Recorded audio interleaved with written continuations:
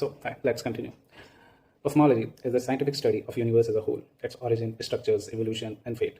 It involves understanding the large-scale properties of the universe and how everything in it, from galaxies to the cosmic structures, came into being and is evolving over time. Ancient cosmology tried to answer the old age questions like what are we, why are we here, where do we come from, and where are we heading toward. Modern cosmology grapples with a similar kind of questions, describing the past, explaining the present, and predicting the future of the universe. Cosmologists ask updated versions such as what is the universe made of, how did the elements form, is the universe finite or infinite in spatial extent, did it have a beginning sometime in the past, will it come to an end sometime in the future, why is the universe so smooth, homogeneous, and isotropic at large scales, and how did the galaxies form from this smooth origin. But wait, to answer these questions, we need a mathematical framework to construct any theory about this cosmos. In 1915, Albert Einstein published his final form of his theory of relativity, that is, general theory of relativity. And it was well known that this was the basic mathematical formulations to construct any model about this universe.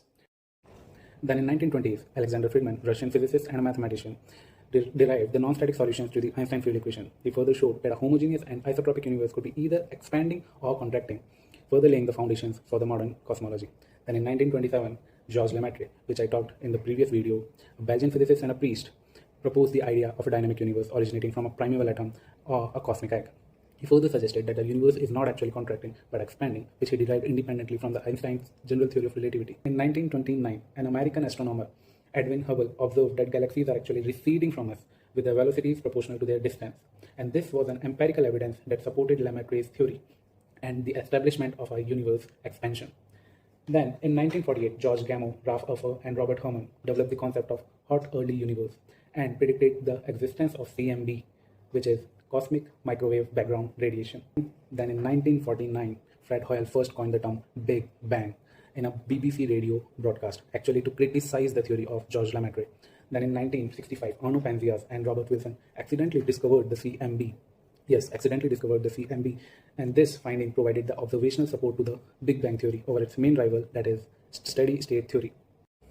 And now comes my main character, Alan Guth. In 1980s, he introduced the concept of cosmic inflation, which is a brief period of exponential expansion of our universe, which occurred within a fraction of a second after the Big Bang. Inflationary theory solved several problems, such as horizon problem and flatness problem in the classical Big Bang model.